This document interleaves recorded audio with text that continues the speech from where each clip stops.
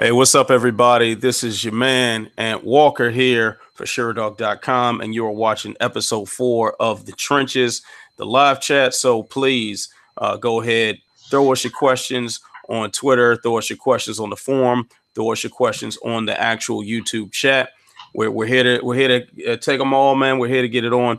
Of course, when I say we, that's because I'm joined by the man himself, my man Jason Burgos. What's going on, bro? I like that you stepped the game up and you have the spit blocker on the mic. Very fancy. Next, see, I just got like the old school. I don't know if you can see it. I got the. Oh yeah. I used to have the spit blocker, but I like this a little bit more. Hey, but you know what? This is not mine. I gotta give credit to my man Justin, who let me borrow this. Oh. So, yeah, because hey, Crave, cut the check. Cut the check, Crave. Let your man get a mic. Cut the check. All right. So in the meantime, we're gonna borrow this. I don't wanna have that garbage sound quality representing the good name of Sherdog.com, representing the good name of Ant Walker MMA. Find me on Twitter. We can't do that. So we had to step the game up. And yeah, there it is, man. So I think this will be a fun one today because one, I just got back from UFC 229. You are about to embark on your credential journey for Bellator 207 and 208. I'll actually be at PFL 9 as well in Long Beach. So we've got a lot of things to talk about, obviously.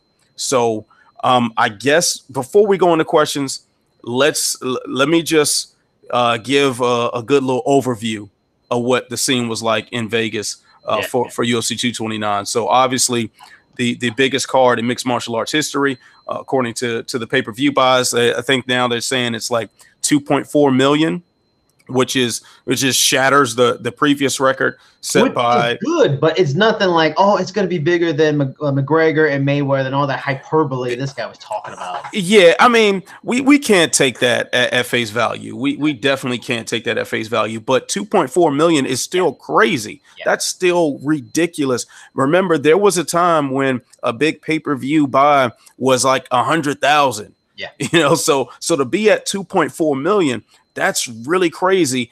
And that's just going to open up all sorts of doors that I'm sure we are going to explore as we get into some of these questions here. But definitely, man, the atmosphere in Vegas, it was my first fight week in Vegas. And it was pretty interesting, man. You could feel the energy building up as the week went on. You know, it's one thing to have a fight week in LA or fight week in DC, fight weeks that I've experienced before. And they're just, cities that regularly things are going on. And it just kind of is what it is. So much else is happening that you don't really pay it a lot of attention. But to have a mega event like Conor versus Khabib going on, you feel the energy. You see so many people walking around with Irish flags. You saw the traditional Dagestani wig walking around. Like it was wild. It was definitely a great experience. And definitely as we get into some of the questions related to 229, I'm sure some of my personal experiences will come into play. But yeah, that's what we got on that end. Well, how many questions are there on 229? Because I'd like to ask you questions right away on what. Oh yeah, sure. Yeah, why not? All right, let's set the scene now. So first, how close was Press Row to the Insanity? Press Row was actually like right next to the Insanity. Really? I unfortunately was, well, I guess fortunately, depending on how you think about it, I was not on Press Row for this one. I was in the media room, so otherwise y'all would have all sorts of wonderful cell phone footage. But yeah, there were media members coming back like wiping sweat off their brows, like, wow, that was crazy. so it was a couple people about to get their takedown defense on. You didn't want to be like, was that your credentials supposed to be back there, or you chose to be back there? Well, I definitely didn't choose to be back there. They credentialed a lot more people than they normally would for this event. Yeah. So there were a lot of outlets who normally would have no interest whatsoever in mixed martial arts that were there and were credentialed. I mean, the media room was packed. The official weigh-ins, which is normally a bore fest with about 7 people there, was packed. I mean, there was a line going crazy trying to get into these weigh-ins. So every single event that is a normal part of fight week was amped up a notch and had that many more people there. So that became a logistical issue, I'm sure, for the UFC. And then also from what I understand, they cut down the media section by half to sell more tickets. So you credential twice as many people. You have half as many spots on the arena floor as normal. You know, people who actually cover mixed martial arts might get cut out the mix. So that was what it was. But hey, I was there for the whole experience, man. You did get you got a good feel of what was going on.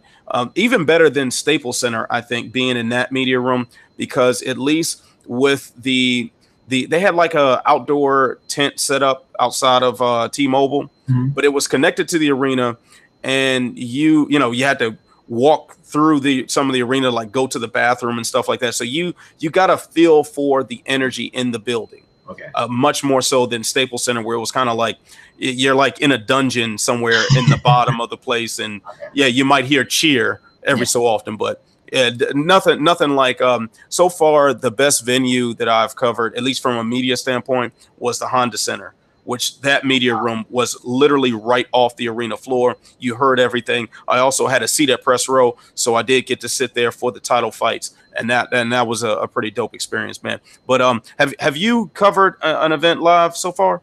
Yeah. I mean, I found that, which I'm excited about. I'm finally going to my first UFC 230, and I'm curious. I'm glad you tell me about this, because for the people that are listening, you usually get credentials in advance and stuff like that. And that's the first time I've heard that.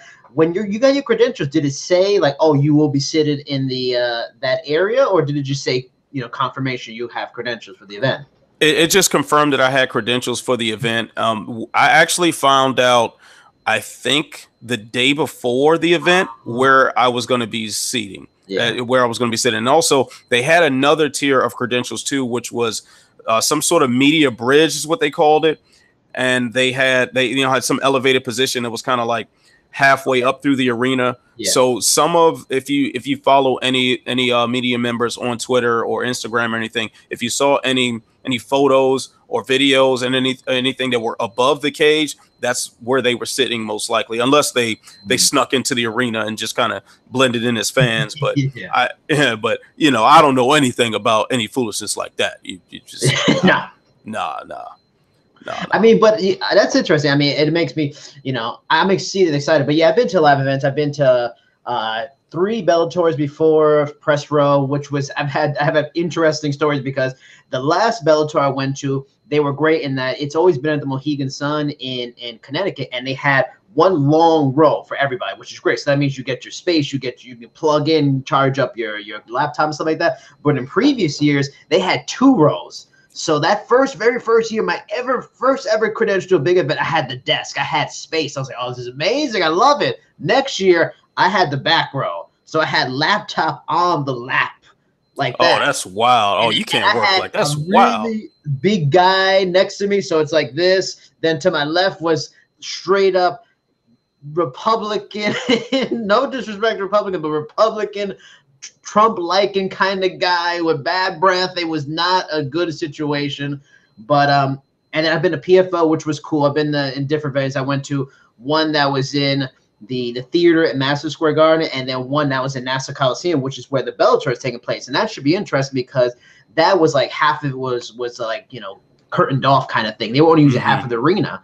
Well, I'm assuming Bellator is going to use the whole thing. If it were Fedor and Chael Sonnen, I think they're going to. Yeah, they got to pack that one. Definitely got to pack that one. So yeah, I mean, I've been live, and it's always fun. It's impressive. I haven't been to for a situation like that when in the back. So that's interesting. And I wonder, I'm guessing you were lucky that you got to go to such a great event, but it was such a big event. So somebody had to go to the back. Yeah, pretty much. I mean, and also one thing that is a big advantage of being on Media Row is that you're watching it with other people who are into mixed martial arts and know what they're talking about. They know what they're watching, and there's a lot of intelligent discourse that goes on back there. So for this this time in Media Row, I was working beside Mark Ramundi of MMA Fighting. Oh, nice. He was to my left, and Sean Al-Shadi. Well, Sean went to press row, but he briefly was in the media room. Esther and Casey, and Esther, of course, she takes photos in the around the cage. But sitting there with Casey and Mark, and then I had the Submission Radio guys, Dennis and Casper to my right. So you had people who know what they're talking about, and you can engage with them and have some conversation. Eventually, Marissa Rivers, who produces Luke Thomas's Sirius shows, she sat in front of me. So we'll all have, had some intelligent conversation and sharing ideas and really just enjoying everything. But you know what? I do like this, talking about this live experience, because that's going to bring us to our first question for the day. So let's see here. Shank McGank. I like that name, Shank McGank. You sound like a dangerous motherfucker if you ask me. But anyway, which guys were the nicest to interview and which ones weren't? All right. So good question. And here's the thing about, definitely you will definitely find out the nice guys. Like always, they stand out. As far as the ones who aren't nice, I would be hard pressed to use that term, because they are in a very stressful situation. Physically, they're stressed because they're cutting weight. They don't want to be there. They've been asked the same damn questions over and over and over again. And unless I'm coming in with the most intelligent, or not even necessarily intelligent, most original of conversation to have with them, they're just going to give you the same vanilla answers, and that's going to be that. And it can't be mad at them. Yeah. So as far as my best in person people to talk to during some of these UFC live media events, for sure, Derek Lewis is a standout. He's just a funny dude, and I know we'll talk more about him when we go to our UFC 230 discussion. Yeah. But Derek Lewis definitely is a standout. Andre Feely, talked to him at 214, dope. Aljamain Sterling, very, very nice guy to talk to. Brian Ortega as well. Brian Ortega, good guy to talk to. So certain guys, their personalities do kind of come out. Now, I did have a rather rough interview experience with Cowboy Cerrone, but that was also, hey, he didn't want to answer them damn questions. I didn't ask him anything worthwhile. Was it 55 or 170? I'm guessing it must have been 55. This was actually 170. Really? But you know what? Also, the way the media day is set up, it's like all the fighters are sitting in one room. Yeah. All the credentialed people come in with the cameras, tape recorders, whatever, and you go and speak to whoever you need to speak to, and everybody's just kind of everybody gathers around and waits in line to talk to particular people. Cerrone being one of the biggest stars in the UFC, there's going to be a crowd in front of him. So I tried to catch him after the crowd, right?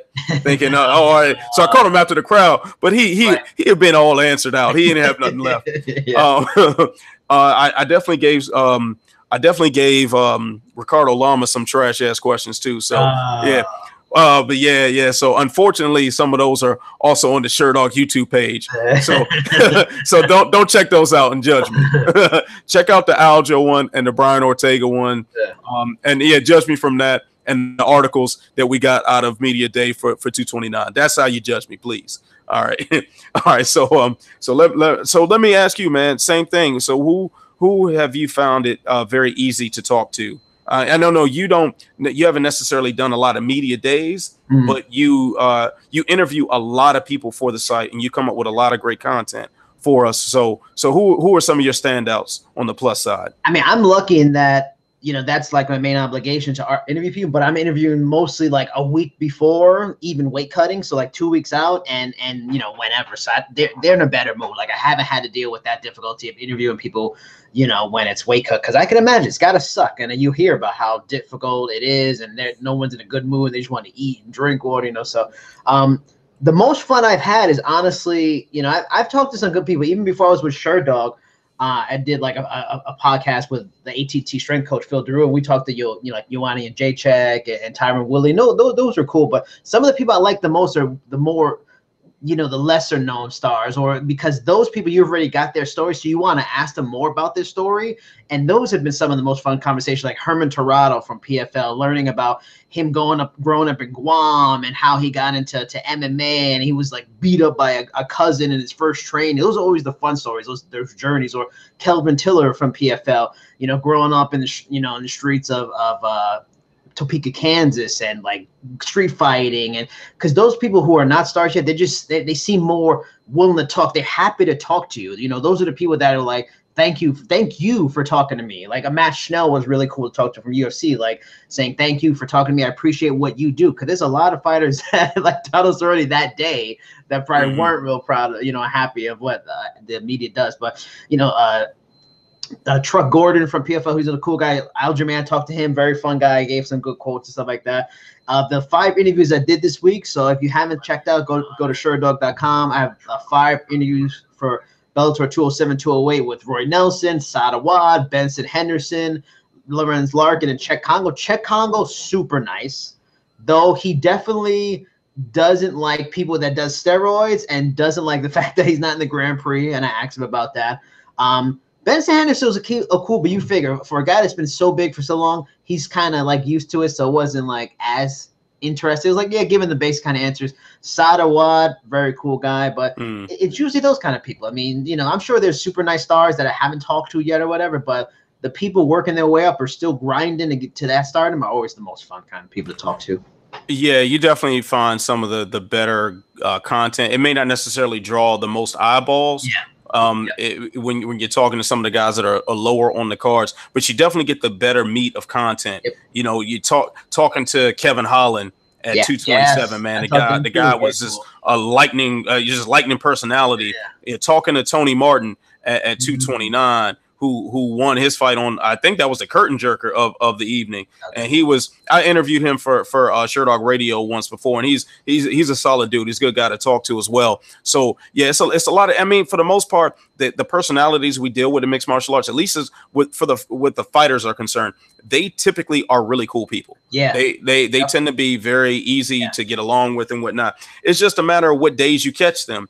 And hey, if I'm dehydrated and I'm hungry and I've got this huge payday on the line and I'm sitting across the room for this dude and we're gonna blast each other in the face the next day, I may not have a lot to say to some stranger with a tape recorder in my face, and there ain't nothing wrong with that. I've only had one interview, and again, he wasn't. You nailed it. No, none of them are nasty or anything like that. They're all happy to, they're cool. But I only had one interview that this guy just seemed completely uninterested in talking. The only time I sensed energy from him was when I was like, "Okay, well that's it for me. I really appreciate your time." He was like, "Okay, thanks, Jason. See you later." Man, he was so anxious to go do something else, anything else, man. He probably just got Call of Duty or something, and yeah, he's trying to hit prestige mode, man. All right, so let's move it along here.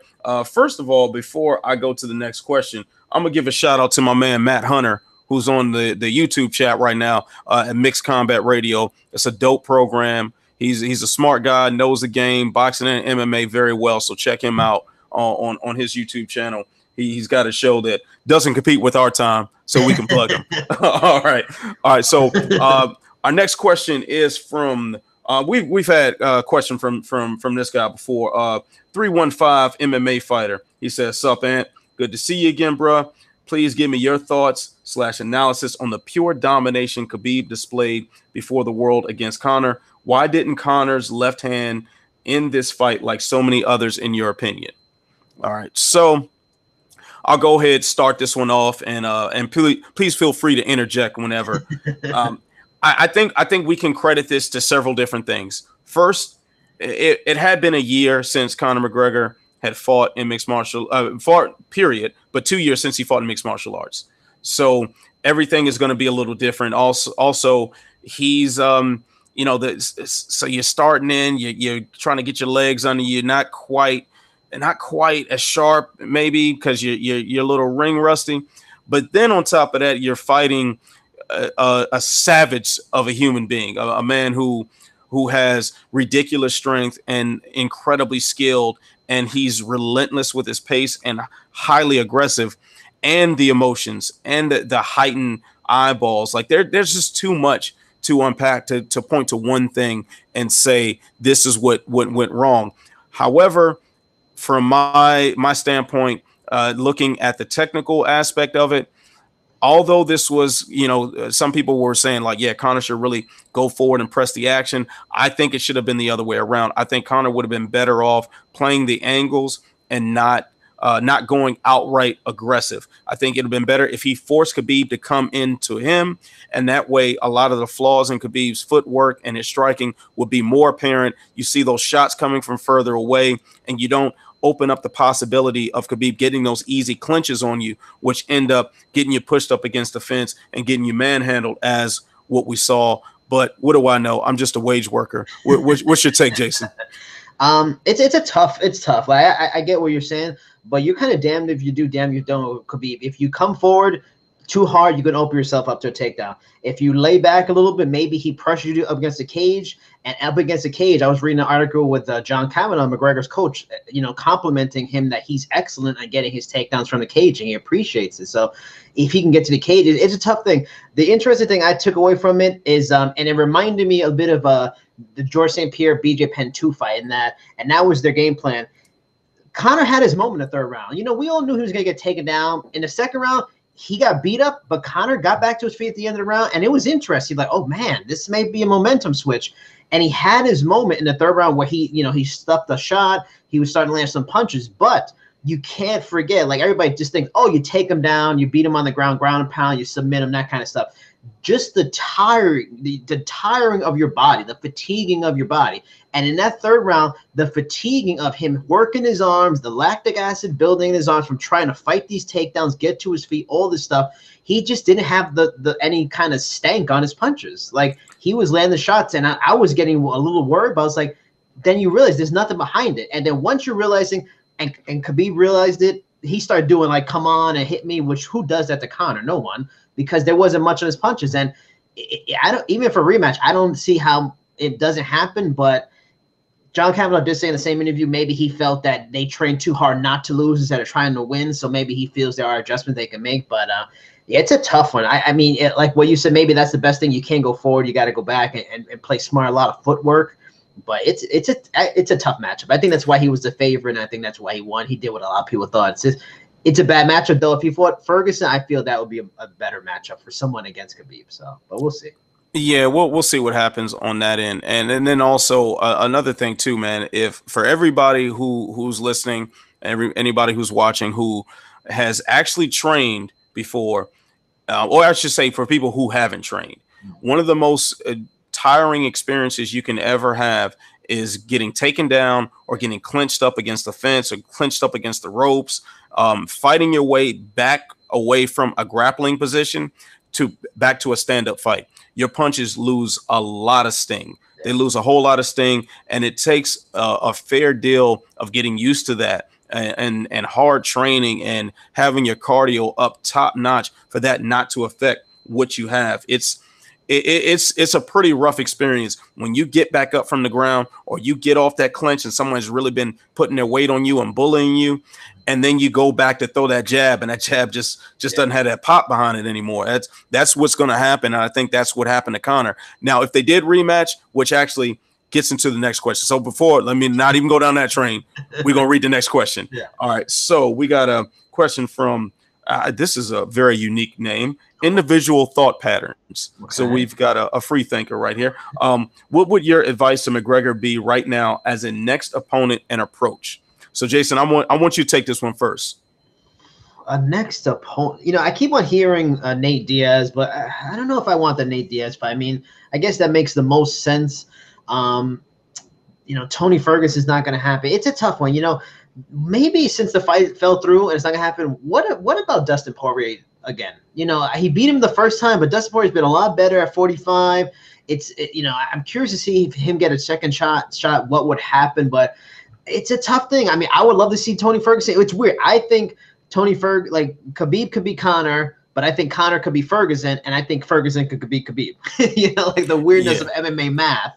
So I'd like to see that, but Ferguson deserves a title shot, so it's a tough one. But and in terms of his approach, I don't think he needs to change anything. The guy's a superstar fighter. The guy knocks people out. He's he's arguably, to me, he's like the new Anderson Silva. He's an amazing striker. He can take a punch. He's world class. He has solid takedown defense. Khabib's the best there is, and at that weight class. So I don't think he needs to change anything. It's some matchups work for people better. Some people, Tito Ortiz dominated people. Then he gets to Chuck Liddell, and Couture can't do anything. Daniel Cormier dominates most people. John Jones, that's his kryptonite. Just some matchups that don't work. I just think Khabib's a bad matchup for McGregor, but change nothing, and maybe Nate or Ferguson. Yeah, as far as the opponents go, I wouldn't even want to go Nate or Ferguson. The thing is that the Nate Diaz fight is always there. Yeah. That trilogy fight will be ridiculous. The build-up's going to be insane. It's going to be fun. It's going to be a crazy fight. We know this, but that is always there. When in doubt, when it is an emergency, go ahead and press that red button, and Nate Diaz will come out and save the day for you. But in the meantime, Ferguson, as much as I would like to see that fight, if we're trying to preserve Conor McGregor's star power, which the UFC is thinking about because he is their big money guy right now, even with this loss, like the thing is another loss, another finish would be very, very terrible to that brand that McGregor has built. And this aura of invincibility goes away. I mean, quite frankly, the UFC was fortunate that this fight ended with the brawl in terms of making the rematch, because now you've got a little more interest in it. Yeah. And then on top of that, nobody's talking about McGregor getting dominated. Yeah. Like that's not the topic of conversation. So I think if you give McGregor, I think give him a tune-up fight. And I know the UFC is not into tune-up fights, but this is why you do it. You don't come off a 2-year layoff from mixed martial arts and then fight Khabib Nurmagomedov. No, that's just not as interesting as the style matchup is, and as big as that event did numbers wise. For intelligent matchmaking looking toward the future, that is not the fight to make. You'll never see boxers doing that. Yeah. I would prefer to see McGregor against a guy, and no disrespect, but I prefer a guy like James Vick, somebody who ranks high in the division, but it's a winnable fight. It's a style matchup that yes, it can be dangerous, but chances are you are going to win it. And you need something like that to add to the highlight reel and get that aura back, get that momentum going, and then we can talk about Nate 3. We could talk about Khabib or Ferguson or Kevin Lee or some of those guys that are real killers in that division and could pose some serious problems. Maybe even, Justin Gaethje poses a lot of stylistic problems, but Gaethje would be a guy that I would consider for that role as well. Although he could definitely spoil the party. Whoa, he could spoil the party. You think so? I think he'd just get obliterated, but it'd be fun while he tried. Well, thing is, it would be entertaining, and I would favor Conor, but at the same time, you're dealing with a guy who has incredible wrestling in his own right. He keeps it in his back pocket just in case. He's sneaky good with the leg kicks. Yeah. He has that one shot finish you all power. Though he has those variables, and he will stay in your face. He has those variables that can, one, either get him flatline, or two, he will flatline somebody. And that is a risk that you take fighting Justin Gaethje. And I think despite how good Conor is as a striker, he's not immune to the Gaethje virus as well. Like nobody's immune to that. There is no antidote when Gaethje puts his fist upside your head. So I think that'll be something to consider as well. So let's see. I know I got another question here. Here we go. Now, question 3 from Europe 1. So I think we have an idea of where this gentleman is from. China? Perhaps. He'll be cage side at Curtis Blades versus Ngannou. Oh, all right. So with the UFC's disinterest in punishing its fighters for wrongdoings, even rewarding them for causing controversy, how do you think incidents, brawls, stunts, attacks, slurs, etc., will escalate in the future? Damn good question. Damn good question. And I definitely think we can go back and forth on this one, man, forever. So I did put out an article yesterday, I believe it went live, called My Guilty Plea. So it's simply taking responsibility for UFC 229. And yes, I'm taking personal responsibility, but I think we all should take personal responsibility, because this situation did not come through isolation. This situation came through because we like that. We like the shits. We want the smoke. We're there for all the chaos and the confusion. We're there. We retweeting, and we're talking about around the water cooler, and we're doing everything but condemning people for behavior that would otherwise be considered absolutely reprehensible. So this is the environment that has been created, and this is not necessarily the UFC's fault. The UFC is about business. They're trying to make money. So they're going to do whatever the money says do. If we say, hey, shut up and take my money, when we've got these lines being crossed, hey, UFC is just going to shut up and take our money. And that's what they're going to shut up. And when they shut up, athletes are going to turn up the volume. As far as escalation is concerned, I think we saw the escalation. Yeah. This matchup has shown the escalation to the fullest extent. To go from, some back and forth words on Twitter, just regular, fight bullshit, nonsense talk or whatever, to go from that to Khabib and his guys cornering Artem Lobov in, granted, no real blows were thrown, but in my eyes, that's a violent action. You're using essentially gang violence to intimidate somebody who's defenseless and outnumbered. To go from that, that's an escalation. And then to have Conor's response with his whole crew in tow, and they're throwing a dolly through the bus window, and they're acting a fool in that. That's an escalation. To then, because in that case, fighters are getting hurt. Although some of them had nothing to do with it, fighters are getting hurt. But then you go to where you have people diving out of the cage into the crowd to hit people. Granted, they are targeting fighters, but the melee and all that ruckus is something that can spread to harm the media members, to harm the fans, to harm officials that they're just there for their paycheck, and the fans that are just there for a good time. And now they're actually dodging blows. God forbid there was a stampede and somebody was trampled to death, because that's the next escalation. That's what we're looking at next. Or if the reports, I don't know if you saw some of these reports, but the rumors going around that somebody tried to bring a weapon in T-Mobile. There was reports about that. And I heard similar reports saying that there were legit threats made on Conor's life before the fight. So now we're starting to get into this real ugly territory where we have to face the music that we're playing, and I don't think there's a solution necessarily, because we'll be there for it. When this happens again, when this rematch is booked, we will be there. That first press conference, we're going to be all ears. Our eyes are going to be wide open to see what happens next, to see if something goes down, because that's just human nature. This is us driving past a car wreck and turning our heads and looking. So I don't think there's a solution, but I do know there's escalation, and the escalation only gets worse. So the only way to stop this is to protest with your dollars. Protest with your dollars. Protest by not retweeting everything. Protest by not watching. And quite honestly, I know I don't have it in me to not watch it. When this goes down, you're going to cover this as a journalist. Mm-hmm. So am I. We give this validation because it's in our nature, or it's because it's our job, or because we did, whatever. We don't necessarily need a reason, but there should be some sort of lines drawn. I'm just not the one to figure out where those lines are drawn. So let me step off my soapbox, man. Step on yours.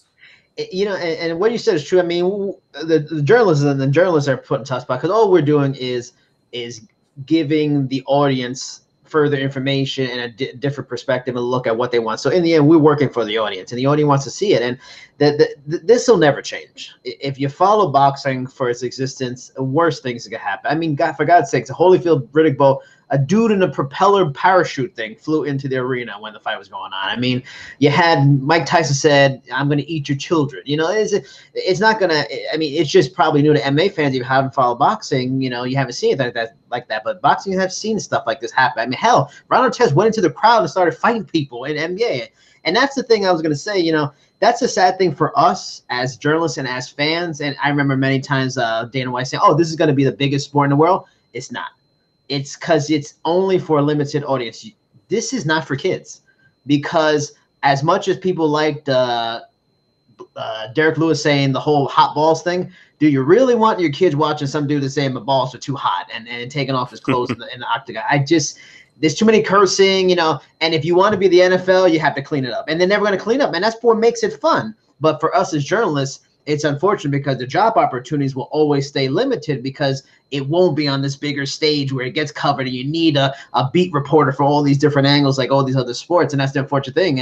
And it's a great sport to watch, but it definitely has a lot of warts on it. And these are one of the warts. I mean, and there'll be another one. There's no way to change it. It is what it is. And you nailed it perfectly because people are going to watch. This is part of what the appeal is, because if you talk this shit, someone's going to have to back it up. In the NFL, some guy might talk shit about another wide receiver. The wide receiver can't go after him, unless he's talking to somebody on the other end on the defense. You can't do anything. Some bench player talking shit about LeBron is going to happen because he's not going to guard him. So it's just it's the one sport where you have to back it up, and that's the point of it. That's the appeal of it, that primal nature of it, the fighting and a problem. You have more people that are weirded out by after a good fight, they shake hands and hug and like, oh wow, what was this? I hate, I thought they didn't like each other. That freaks them out more than some of the stuff. But it's the nature of the beast, it's the nature of the industry, and it's not going to change. It's unfortunate. I mean, and we can't forget, we just had what was it, maybe 7-8 years ago, Mayhem Miller versus the Scrap Pack on national TV. I mean, yeah, the Strikeforce Nashville brawl. Yeah, that really like sank the CBS deal. Yeah. So, I mean, and we thought that was the worst. I mean, this is the worst. There'll probably be something worse after this. I mean, we thought Barclays Center was going to be the worst. It just, and the thing is, it will, unfortunately, it will escalate. It's just a shame that the escalation is now like spilling out into the crowd. Yes. And that escalation is got glass in Ray Borg's eye and things that just don't belong. But also, I do want to take this time to address some of the other hot take nonsense that's going out there right now. So in particular, I'm gonna call out this clown ass Bill Center, I think his name is.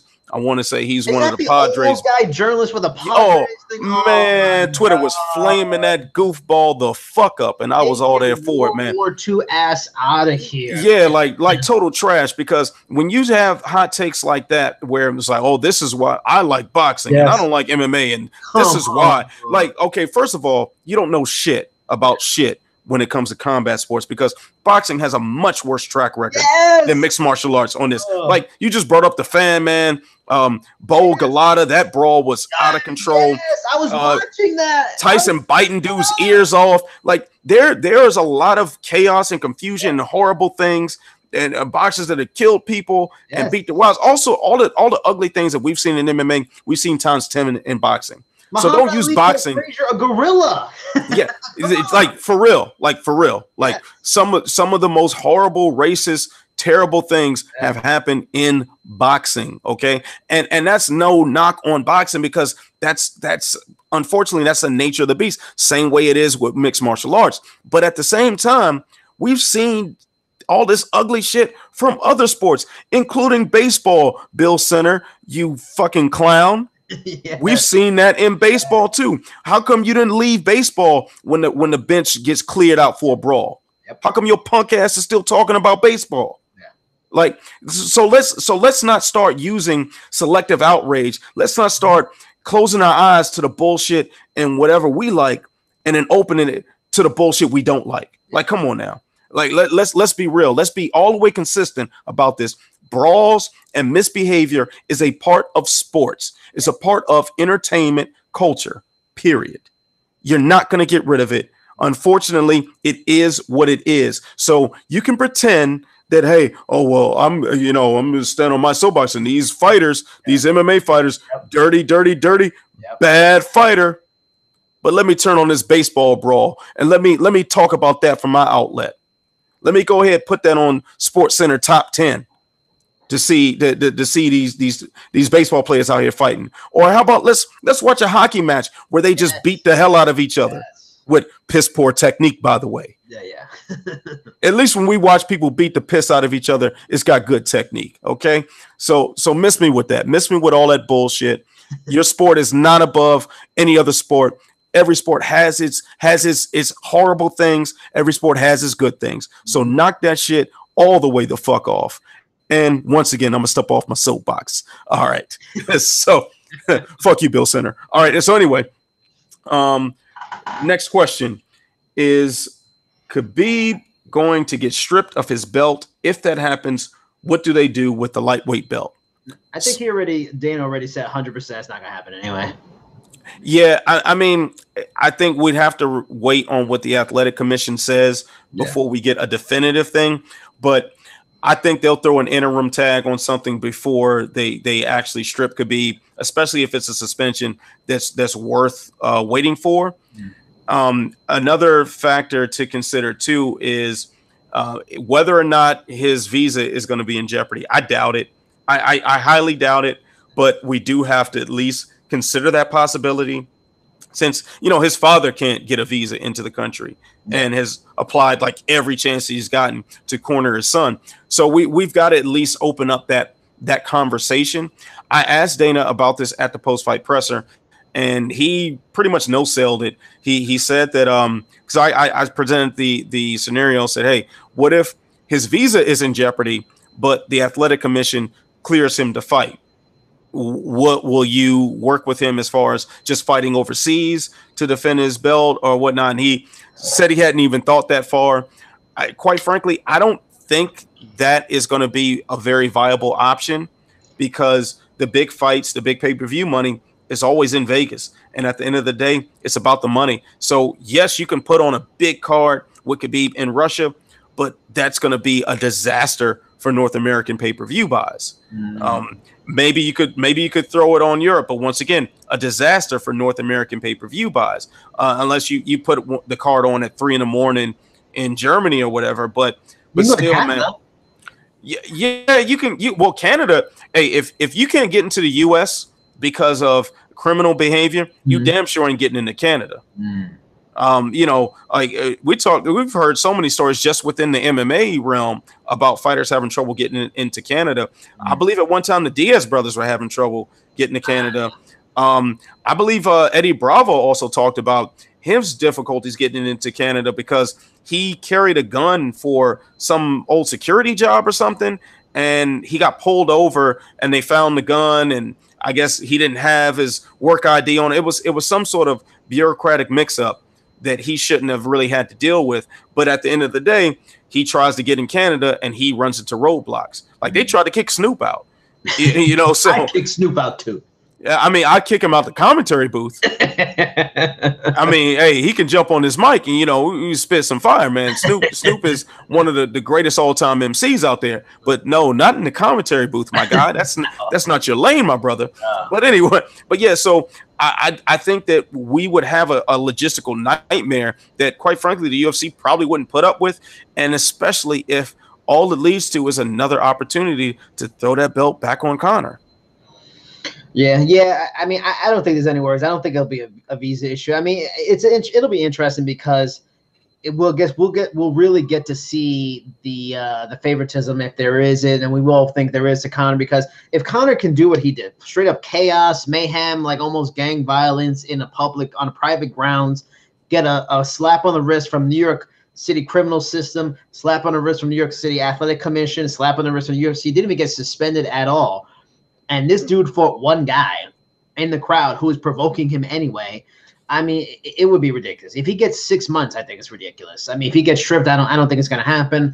The visa, I don't think it should happen because Conor didn't get his visa revoked. But if the UFC doesn't want to use their influence, because I have no doubt they use their influence to help Conor there, then we're going to see some interesting. Maybe they what you're saying is true, and they want to kind of get the title back to him, so they wouldn't mind if he gets suspended 6 months to a year. Maybe you do Conor versus Ferguson, so they can have a chance to get the title back on him. But nothing should happen. I mean, this should be a kind of thing like all right, guys, only one guy really got hurt, or he didn't punch him. There's the security. The other guy can get suspended or whatever. I think the bigger concern is what Khabib's been saying today with the whole, if you're gonna fire my friend, that you're gonna lose me thing. I mean, who knows if he wants to hold out for a while? That could be something that happens, that he holds out, doesn't want to fight, and it gets like an interim tag from that, not even like a suspension, because he seems like a loyal guy, and he seems ride or die, and he might be ride or die enough to sit out for a year just to be a pain in the ass. And on top of that, it's not like he really needs the money. Yeah. So he's telling the athletic commission, you can go ahead, keep that $2 million. Like, I don't even care. It's about my brothers. Hey, the pay-per-view check hasn't been cut yet. Commission can't touch that. That pay-per-view check coming. Yep. You talking about some fuck you money? That is fuck you money. Yeah. And but that's not even anything compared to that oligarch money. Well, that oligarch money goes far. That oligarch money is long, buddy. Like, so this is a guy who he really doesn't need the UFC for his livelihood. He is a megastar in Russia. He has, he's got ties to, I mean, you think M1 can't put him on an event? They'll pay him out the ass, the oligarchs, so they'll cash on his way anyway. And yeah, he won't be fighting the best competition in the world, but he'll be fighting. He'll be making more money. He'll be building up his star power there. And then maybe he can make a power play back into the UFC. There are so many different options. And quite frankly, Khabib holds the cards. Like, he really holds the cards. He can decide to do whatever he wants, and he will be just fine regardless. But that being said, man, I think the UFC is gonna cave on this one. I think they're just gonna kind of let bygones be bygones. And while the world was watching this brawl go down, and there are going to be people who are demanding punishment and fire and brimstone, and they want all hell to rain upon Khabib and his whole crew. The truth of the matter is, I mean, at the end of the day, shit happens. Okay, like, Khabib has a very, very strong point. They let Conor get away with literally endangering people beyond just a drop kick from the cage, which missed. He didn't even hit him. Yeah, he didn't hit him. In fact, if I saw the footage correctly, Dennis clocked him with a nice one. Yeah. So Khabib ate a right hand for his troubles, but still, like you're talking about something like what they did was nothing compared to attacking the bus full of fighters that have nothing to do with anything, and taking fights off the card 2 days before the damn card. That is so disruptful and horrible for business, and they let it happen. So you can't now all of a sudden grow your moral balls and decide to swing them and say, hey, now we're cracking down. Now at some point this sort of stuff has to be stopped. It has to be cracked down upon, but right now is not the time. Let the smoke die down from this. Say what, man? Real quick to your point of Khabib does have the cards, because if Minakov can leave his Bellator contract when he was heavyweight champion, go fight an M1, Khabib totally can. What, they're gonna extradite him because of his contract? If you guys are thinking, oh well, he's got a contract with UFC, fine. If he doesn't fight in the UFC, he'll go there, fight with M1, and make a lot of money. Because if you saw anything from the reaction of his win in his home country, he'd be just fine. Yeah, so, take him to court.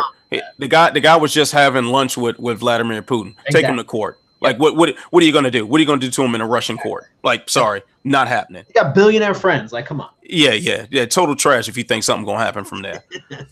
All right, so now let's see here. What is a next question? All right, let's see. Artem V says, after beating Ferguson, what would Khabib have to do in order to become the lightweight GOAT?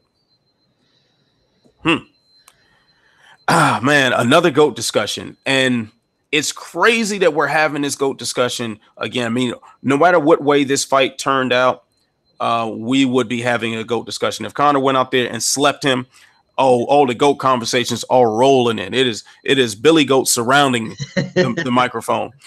But now that Khabib won, I mean, this is something that we seriously should be considering, because especially if he beats Ferguson. If he beats Ferguson, who are you putting above him? Like, I mean, BJ Penn in his heyday, but quite frankly, the level of opposition. Oh, BJ Penn fought some killers, but his lightweight legacy is nothing compared to smoking Conor, smoking Michael Johnson, smoking Edson Barboza, possibly beating Ferguson. Man, and the thing is to within that span of time, only losing one round. Yeah. Legitimate. I mean, the Gleison Tebow fight aside, like losing one round on the judges' scorecards out of 27 wins or whatever, like that's madness. That's a level of domination that you just don't see every day, that I don't think we've ever seen before. Yeah. So yeah, we gotta talk about him in those GOAT conversations. And God forbid they open up this 165-pound division. And he could definitely make his move up there. There are a lot of things, man. I think though that let's pump the brakes on the GOAT talks, but he's in the conversation. So let's talk about him in the conversation, but I'm not quite ready to slap that title on him just yet. Yeah, I mean Ferguson would be the win, and Ferguson's going to be a guy that I don't think he's fully appreciated now. I think I'm glad a lot of people probably got to see him. Even friends of mine that don't watch UFC got to see him and were marveled at his remarkable insanity of craziness. But he's going to be a guy that he's going to be a great fighter. That we're going to look back and say, man, Tony Ferguson, that guy was an animal, unbelievable fighter. So if he beat Tony Ferguson, and I think maybe a couple rematches, maybe a Ferguson rematch or maybe a Conor rematch, the debate would be hard. You said if BJ was probably one guy. BJ was fantastic. He's great as an all-timer. He's ruining his legacy now, but he was amazing first time for the people that saw him. Benson Henderson may be there, but Benson Henderson was like the most unimpressive run because there was a lot of questionable wins and favorable decisions with the judges. Frankie was great because of the underdog story, but if you want to go fantasy and put him against all those people, you know, that's usually how we decide these sometimes. And I think he can beat all of those people. I think he can beat Frankie, Benson, BJ. So if we're just talking about 155, he's close. The guy's undefeated. What is he, 27-0 now? Yeah, I think 27-0. 27-0. He'd be Conor. If he beat Ferguson, he'd be 28-0. I mean, it would be hard to not say he's the best and the lightweight champion. So yeah, it'd be a murderer's row. And you know, we're gonna switch gears from the 229 talk, but I did just want to throw in one name in the lightweight GOAT discussion that never gets brought up, and I'm always confused as why. Eddie Alvarez. We gotta talk about Eddie Alvarez in that conversation, man. You talking about the dude who's won a championship in every single promotion he's been in, except for Dream, and that's only because he got injured, you know, before the finals in the Grand Prix. So that's it. Like, he was dominant in Bellator. He won the UFC belt. He won I forget the other promotion, but he's won a lot. Everywhere he's gone, he's won. He's a guy who deserves to be mentioned in that conversation. Not putting him at the greatest at lightweight, but we got to bring him up. Like, his credit. It's one of those things where, like, I'm not going to say Redman is the greatest rapper of all time, but I'm going to bring him up. I'll bring him up. That sort of thing. All right, so now we're going to try to veer away from the 229 talk. So let's talk about UFC 230. And I guess this blends in with 229 because the common name on both cards is the Black Beast, Derek Lewis. And my next question comes from Chub Man. Okay. I like it. Do you think Lewis will make DC pay for disrespecting that Popeyes? First of all, let's just say that Popeyes, yes, is superior to KFC. Yes. Popeyes is just better. It's just better. The biscuits are better. The fries are much better. Fries are better than potato wedges. The coleslaw Popeyes is better. I'm sorry, Popeyes wins. Is what it is. You know, kill me in the comments if you don't like it. So all about I like Popeyes more than KFC by far. Yes. And don't even mention Bojangles. Bojangles is trash. Don't mention Bojangles. If you mention Bojangles, I'm coming at you. I had to point in the camera like that. I guess Bojangles is like for the East Coast people. They probably know like Kansas fried chicken. That's our knockoff KFC. So maybe for the East Coast, Kansas is not better. Kansas is not better than that either. Boy, that sounds like trash. It is. But they had awesome triple deckers back in the day. Triple decker sounds. That was the real Big Mac back in the day. Not the big. It was like this. So when you're like a kid, it's amazing. I love it. Okay, that sounds good. But when you say Kansas fried chicken, excuse me, oh man, with the sneeze and knocking over the mic, just crazy. This is foolish, man. I'm so trash for that. I am ultra trash for that one. But when you're talking about Kansas fried chicken, like what this sounds like to me, that sounds like Nike with a K in front of it. Yeah, it just sounds like it sounds kind of the same, but really, no, I'm done. Kansas, they had Kennedy. I've lived my entire life in the hood, so in the hood you're gonna have Chinese food and chicken spots, and Kennedy and Kansas always in the hood. Yeah, man. So like in LA, Popeyes is only around the hood. Like that's the only place you can buy Popeyes. Yeah, KFC is KFC. I see enough KFC, but Popeyes. You want Popeyes, you got to go in the hood for that. So, yeah, that's kind of what it is. But back to Derek Lewis Yeah. and Daniel Cormier. Now, I know I saw some questions earlier, and I guess and you know what, we'll just blend this in. So the next question is from Noah1212. Says, give us a fight breakdown of DC versus Lewis. How can you see Lewis winning this fight? If he wins, do you think Lewis could have some longevity as champion? Also, Jay, who is the forum moderator, and he kind of behind the scenes making sure we get these questions right. Yeah, thank you, Jay. Chick-fil-A without the politics is top tier. So Chick-fil-A, please shut the hell up about the politics. Just give me the food. I don't want to hear nothing. Just feed me and just shut the fuck up, please. I haven't had Chick-fil-A yet, so I gotta try that one day. Yeah, Chick-fil-A is bomb, man. But I just wish they would just shut up. Don't talk about anything political or social, nothing. Just shut up and just give me and the waffle fries are bomb. But anyway. So back to the fights, man, because I'm a hungry motherfucker. I love to eat. So we're talking about pizza, and it's a wrap, son. But as far as DC versus Lewis at UFC 230, my first thought is yes, please. I love this fight. My second thought is hell no, not right now. Derek Lewis just got his ass kicked by Alex Volkov. I mean, if the doctors clear him, say he's ready to fight, okay.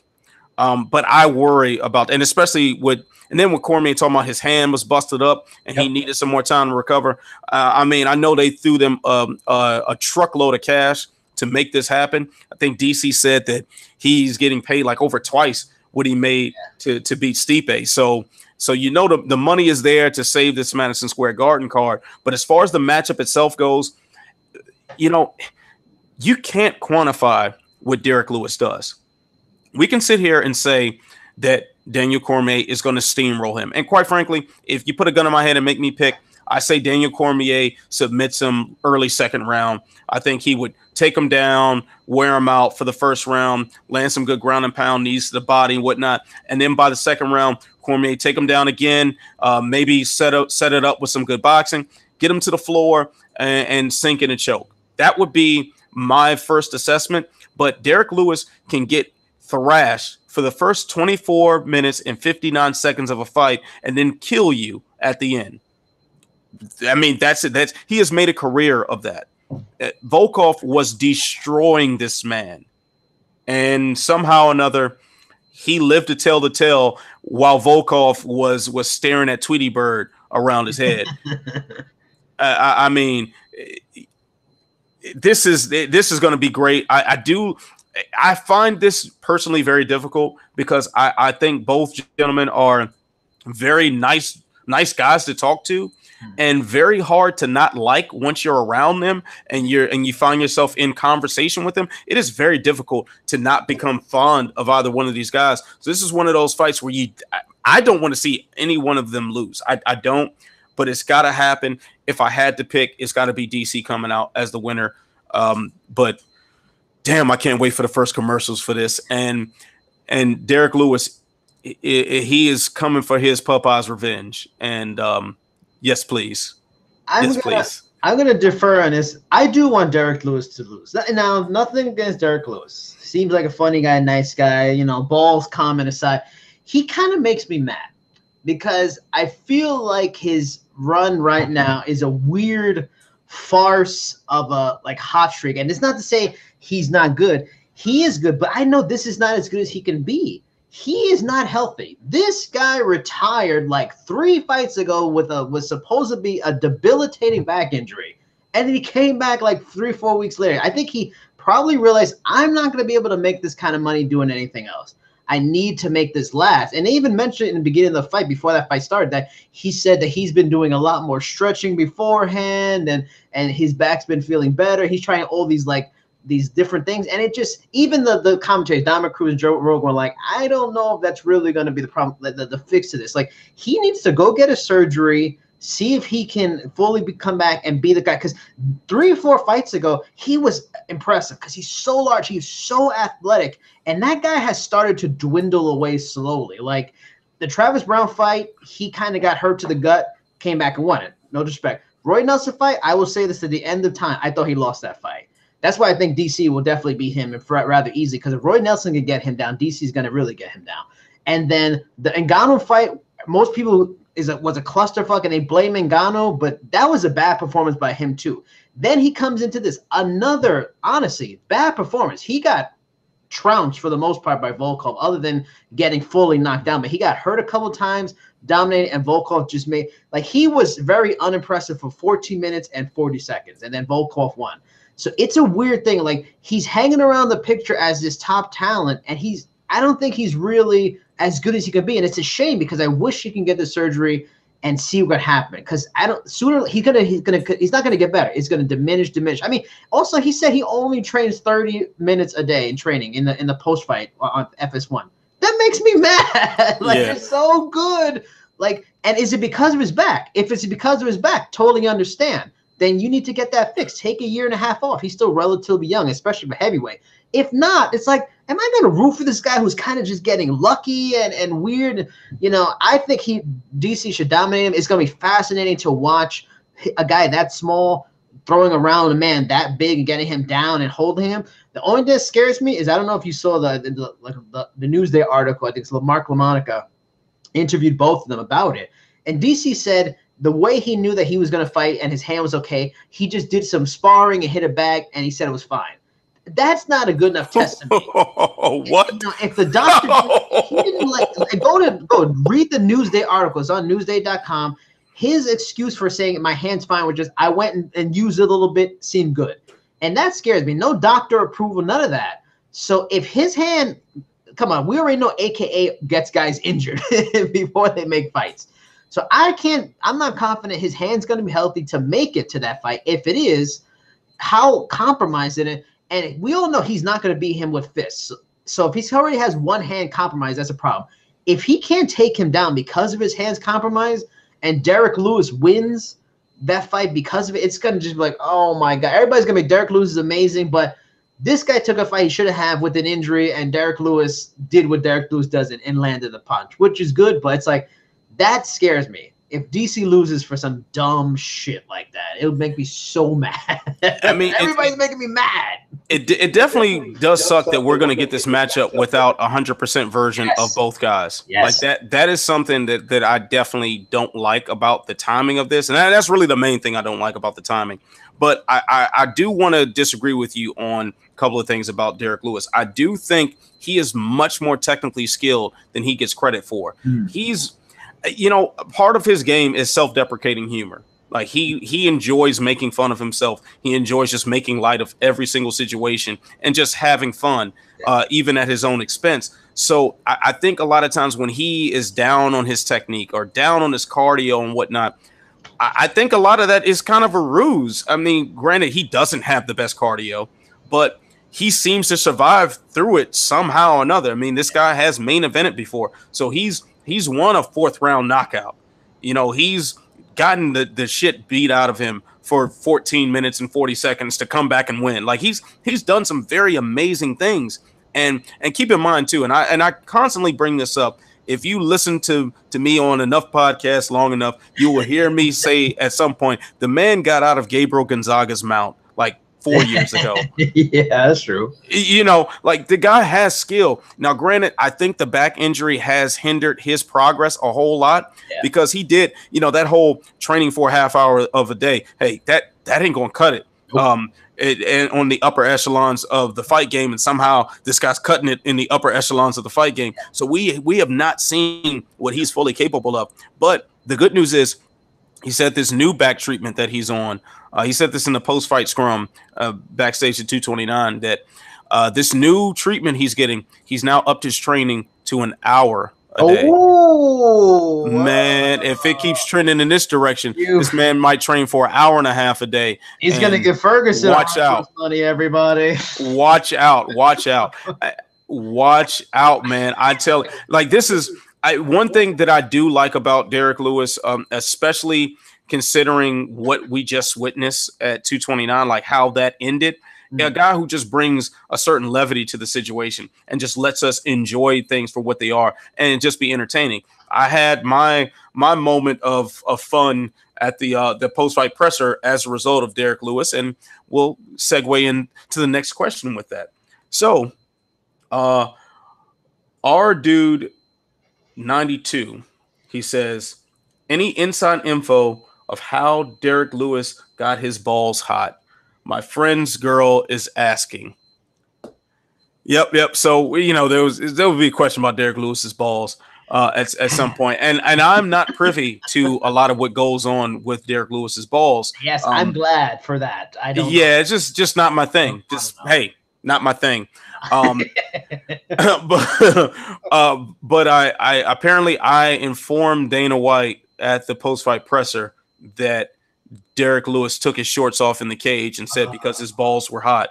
So that added a little bit of levity to the evening. What was his reaction? What did he do? He just laughed and was like, "Man, that dude's crazy."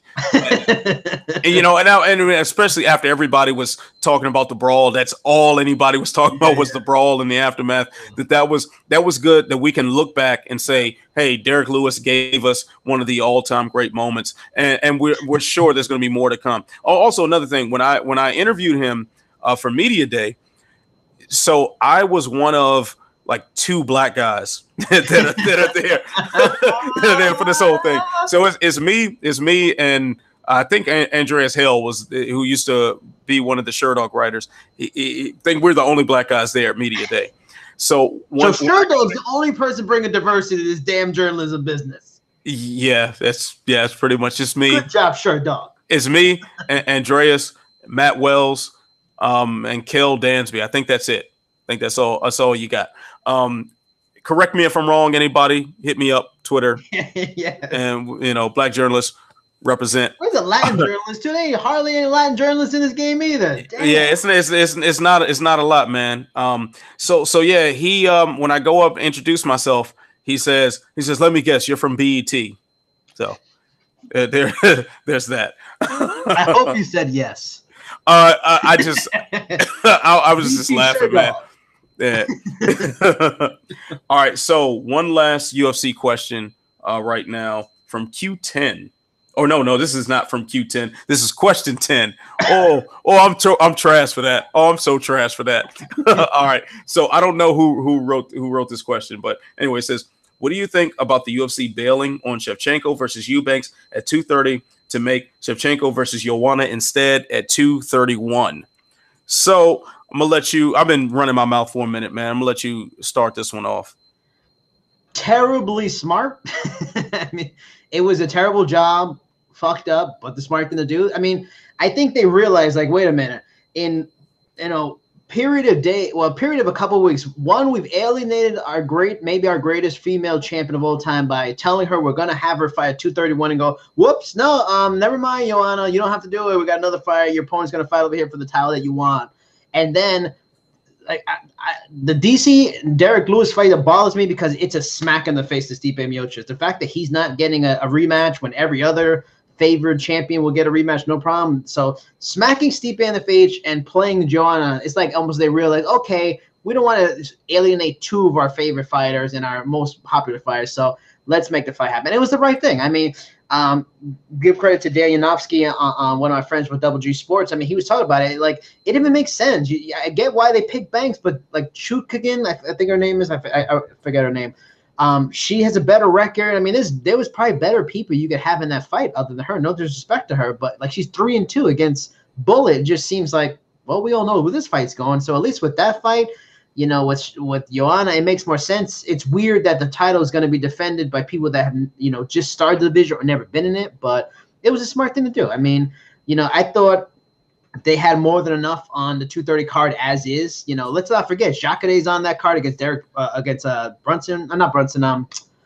Branch was a great fight. Brunson versus Adesanya. Yeah, that is fire. Yeah, that's enough fights right there. They didn't need Derek Lewis. To me, that was enough. So putting it over there, making 231 better, which I think is the same one as Ortega and Holloway, right? Right, correct. So strengthen that card. It's a smart move. They should have just left it there in the first place. They should have never pushed up Shevchenko versus Eubanks in the main event because everybody saw that in the main event. 230 was like, what? That's not a main event fight. Like, so yeah, smart move. Terrible, but smart move.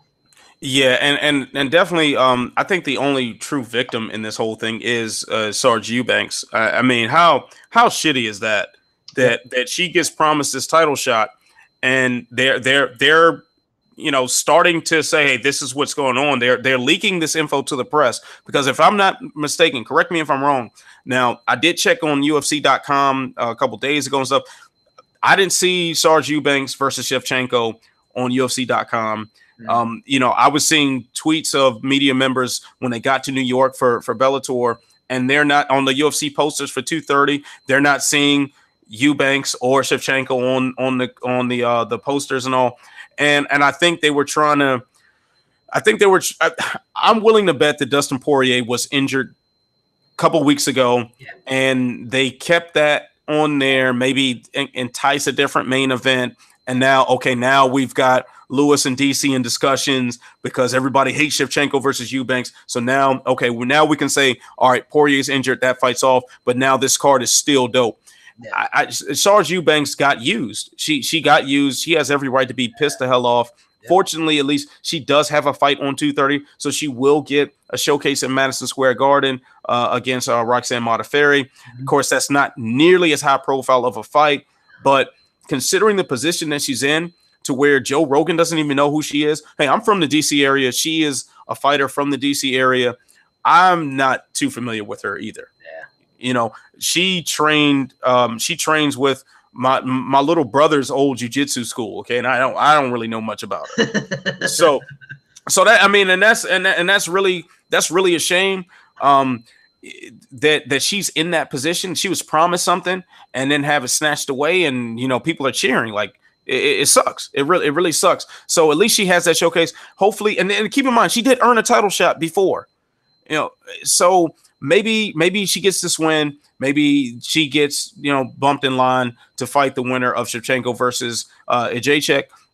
I think that would be justice for her. I think that would make things right. And the UFC owes her a serious apology for that. And I'm willing to bet that they didn't even have the intern call her like they seem to be in the habit of doing, just letting people find out things on Instagram. That's so incredibly trash. Like let's knock that off. Let's be decent to these fighters, please. Yep. Can the UFC just pick up the phone and just call somebody?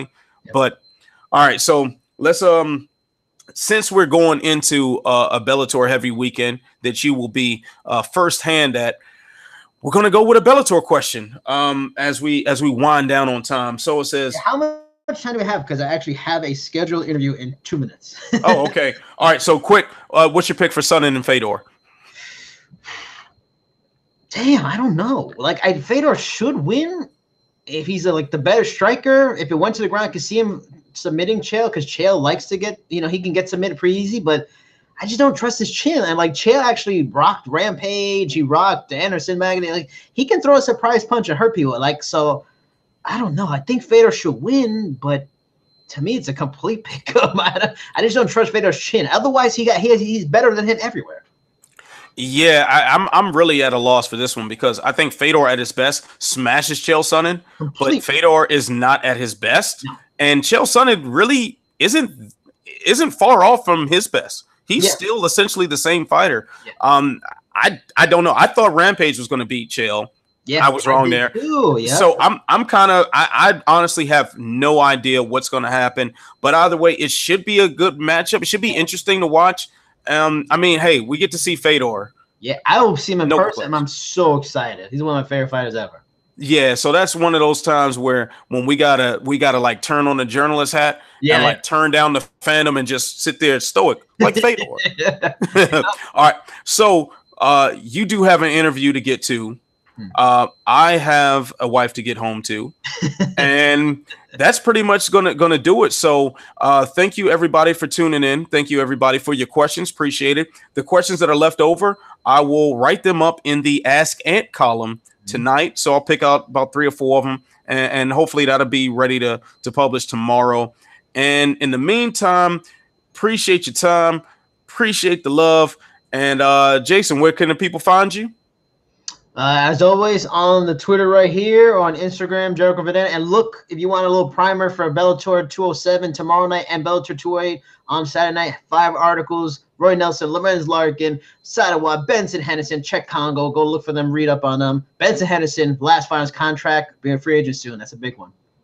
All right, cool. And you can find me at Ant Walker MMA on Twitter and Instagram. I don't really use it a whole lot. I'm so trash for that. But anyway, appreciate it, everybody. You know what to do. Until next time, stay sexy. Peace.